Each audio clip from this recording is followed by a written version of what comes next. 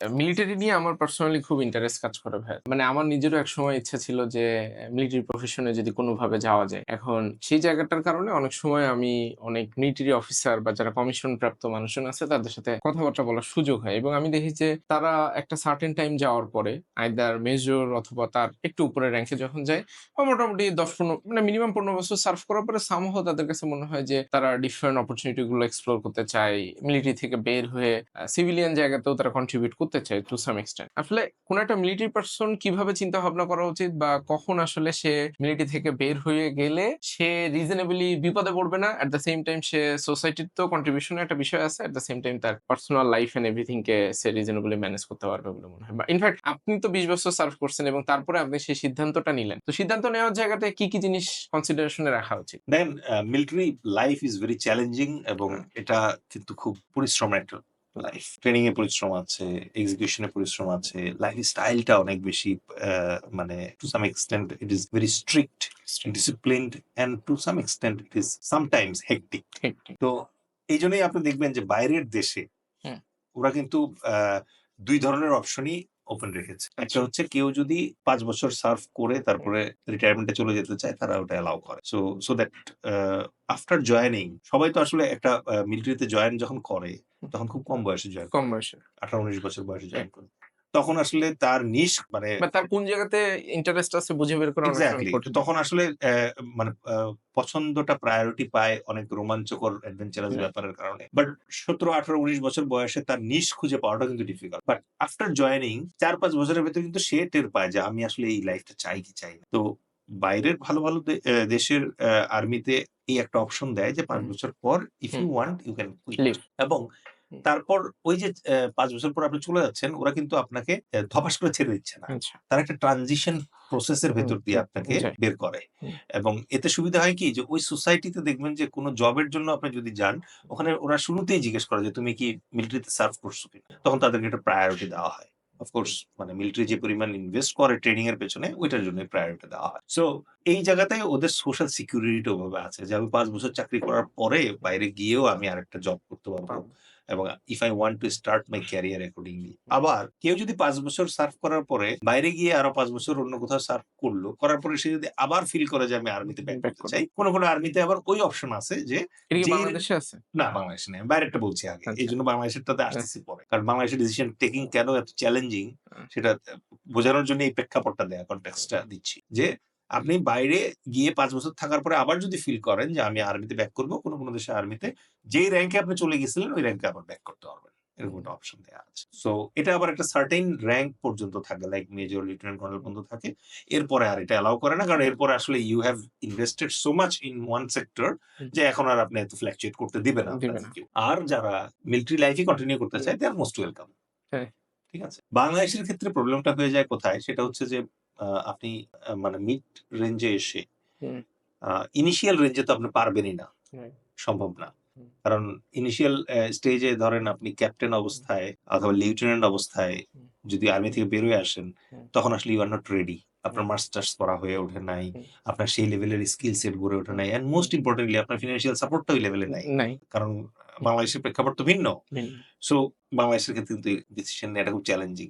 So আমি request করব যারা সুইচ করতে চায়, of course hmm, at some point of time you may find your niche এবং আল্লাহ যদি আপনাকে ওই রিজিক দেন এবং আপনার যদি ওই ফিন্যান্সিয়াল ক্যাপাসিটি থাকে, আপনার ফ্যামিলি যদি অতটুকু সাপোর্টিভ হয়, দেন আপনি ভাবতেই পারেন যে আমি আমার যা ভালো লাগে আমি সেটা করব। Then you should decide to come out and মিলিটারিতে resignation process is okay because it's a volunteer service. Hmm, আপনি যেদিন বলবেন যে আমি আর চাকরি করতে চাই না, no one is going to push you. But retention পলিসিটা খুব ভালো। তারা সার্বিকভাবে আপনাকে বোঝানোর চেষ্টা করবে যে তুমি থাকো হুম, আর্মিতে। কারণ তারা অলরেডি ইনভেস্ট করেছে আপনার হুম, পেছনে। বাট আপনি যদি বলেন যে না আমি আর চাকরি করতে চাই না, তাহলে তারা আবার সিস্টেমেটিক ভাবে আপনাকে একটা সময় ছেড়ে দিবে। So you get sufficient time to prepare yourself. আপনি তো ২০১৯ সালে ভাইয়া রিটায়ার করছেন। তো এরপরে আপনি অনেকগুলা চ্যালেঞ্জের মধ্যে পড়ছেন বলে আমার মনে হয়। কেউ যদি এখন রিটায়ার করতে চায়, মানে সে নিজে থেকে স্বেচ্ছায় রিটায়ারমেন্টে যাইতে চায়। তাহলে আপনি যে চ্যালেঞ্জের ভিতরে পড়ছিলেন সেগুলা কি ধরনের? মানে হাই লেভেলে একদম এক্সাক্ট বলা তো একটু ক্রিটিক্যাল, বাট হাই লেভেলে যদি একটু আকার ইঙ্গিতে বুঝাইতে পারেন এবং সেগুলো নিয়ে চিন্তাভাবনা কিভাবে আগে থেকে করে, এবং আপনি একটা খুব সুন্দর এক্সাম্পল বলতেছিলেন যে একসাথে ২ পা পানিতে ভিজে ডেপথ চেক করা উচিত Of না course. রেদার। সো কিভাবে আসলে ডিসিশন নিলে খুব ইফেক্টিভ একটা ডিসিশন নেওয়া যায়? আমার মনে হয় মানে যেহেতু আর্মির চাকরিটা আপনি মানে দুপ করে ছাড়তেছেন না। রাইট। অথবা এভাবে এটা তো ট্রানজিশন পিরিয়ড থাকে। you get a time, reaction time পাচ্ছেন। সো মেবি ফার্স্ট প্রবলেম গুলা যেগুলা হয় ১ নাম্বার সেটা হচ্ছে যে বাইরে আসলে পরে ট্রান্সফারেবল স্কিল যেগুলো আছে এগুলা আগে থেকে আইডেন্টিফাই করতে না পারলে রাইট। ইন্ডাস্ট্রি সিলেক্ট করাটা ডিফিকাল্ট হয়ে যায়। সো আমাদের মার্কেটের একটা বড় সমস্যা হচ্ছে যে তারা ইভেনচুয়ালি প্রত্যেক মিলিটারি অফিসারকে সিকিউরিটি অফিসার সিকিউরিটি অফিসার চিন্তা করে ঠিক আছে? অথবা অ্যাডমিন অফিসার। এর বাইরে তারা হ্যাঁ। মানে they are not designed to think like that. Right. আর্মিতে আপনি লক্ষ্য করে দেখবেন এইচআর অফিসার বলতে আলাদা কোনো কোনো বাংলাদেশে নেই। পজিশন নাই। পজিশন কারণ নেই। এইচআর হচ্ছে এভরি অফিসারস রেসপন্সিবিলিটি। বাংলাদেশের ক্ষেত্রে বাস্তবতা হয়ে গেছে এইচআর হয়ে গেছে হচ্ছে হায়ারিং এর হর্তাকর্তা। whereas এইচআর কিন্তু হায়ারিং এর হর্তাকর্তা হওয়ার কথা না। হায়ারিং ম্যানেজার আলাদা। আমি হেড অফ সেলস, তার মানে আমি হচ্ছে হায়ারিং ম্যানেজার। রাইট। আমার টিমে আমি হায়ার করব। আমার টিমের কি ধরনের লোক হায়ার করব এই ক্রাইটেরিয়া আমি সেট করে দেই। আপনি এইচআর এ বসে লিখে এটা সুন্দর মতো ল্যাঙ্গুয়েজ বানান, জব ডেসক্রিপশন বানান, বানানোর পরে মার্কেটে ছাড়েন। যেই লোক আসে, এই লোক যখন ইন্টারভিউতে বসে তখন কিন্তু আমি ইন্টারভিউতে লিড করি। রাইট। আপনি শুধু ১ম এ একটা কোয়েশ্চেন জিজ্ঞেস করেন পরিচিতি, আর লাস্টে একটা কোয়েশ্চেন জিজ্ঞেস করেন বেতন কত। এর মাঝখানে পুরা কিন্তু প্রসেস আমাকে ক্লিয়ার রাইট। করতে হয়। Right. So as a employer, as a hiring manager that is my responsibility. But এখনকার দিনের একটা মিথ দাঁড়ায় গেছে যে HR is the job giver and taker. ঠিক আছে। It's not. ইভেন অনেক কোম্পানি আছে আলাদা এইচআর ছাড়াই ১৯০০ সাল পর্যন্ত চলছে। হ্যাঁ। সো এই এইচআর এর যে লটটা আছে তারা ইন্টারপ্রেট করতে ভুল করতেছে মিলিটারি অফিসার যারা আছে তাদের ট্রু ক্যাপাসিটি, এবং এটা তাদের রেসপন্সিবিলিটি অ্যালাইন করা যে তার স্কিল সেট যেটা আছে সেটা তার কাছ থেকে বোঝা এবং কিভাবে এটা তার ইউটিলাইজ করব। জবের সাথে কোথায় অ্যালাইন করতেছে।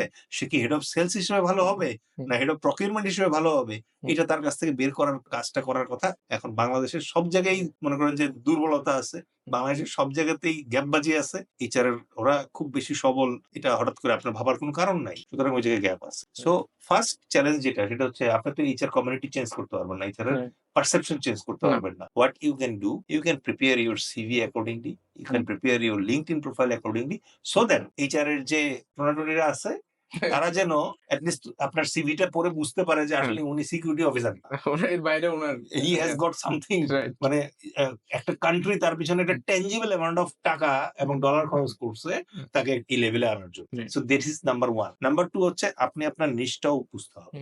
আপনি বের হওয়ার আগে যারা অলরেডি ইন্ডাস্ট্রিতে আছে রিটায়ার্ড অফিসার তাদের সাথে কথা বললেই আপনি বুঝবেন যে আসলে আপনার স্কিল সেট কোথায় অ্যালাইন করতেছে। So that is number 2। Number 3 হচ্ছে যে tech preparation, because a lot of shocks you are going to get once you leave uniform. Number 1 হচ্ছে পার্সোনাল, আপনি একটা শক পাবেন। এখন আর আপনি ইউনিফর্ম নাই। আপনার সেলুট নাই যেগুলো। ওকে সেলুট নাই। আপনার প্রোটেকশনের জন্য গানম্যান নাই। গানম্যান নাই। এখন মনে করেন যে আপনি যখন বাইরে যাবেন আপনার জন্য গ্যারান্টেড গাড়ি এবং ইয়ে নাই, ড্রাইভার নাই। So you need to drive your own vehicle now. এটা হচ্ছে আপনার ক্ষেত্রে শক। নাম্বার 2 যেই শকটা আপনি ফিল করবেন সেটা হচ্ছে যে আপনার ফ্যামিলি আগে যে একটা প্রোটোকল বা পরিবেশে থাকতো, পরিবেশে। একটা সিকিউরড এনভায়রনমেন্টে থাকতো, হঠাৎ করে তাদের জন্য এটা একটা কালচারাল শক। তাদের পরিচিত কমিউনিটি থেকে তারা বাইরে চলে আসতেছে। বাচ্চাদের জন্য একটা শক হচ্ছে তার স্কুল চেঞ্জ স্কুল হয়ে যাচ্ছে, চেঞ্জ। ইয়ে চেঞ্জ হয়ে যাচ্ছে। So there are lot of shock. So prepare yourself and your family Right. To deter this shocks and absorb this shocks. এরপরে আপনি বাইরে আসলে পরে as you have right set of skills, আপনার যে বাংলাদেশের মার্কেটে থাকতেই হবে এমন না। With your skill set you can go abroad also. And most importantly, if you are confident enough, you can have your own entrepreneurship. Thank you. Thank you.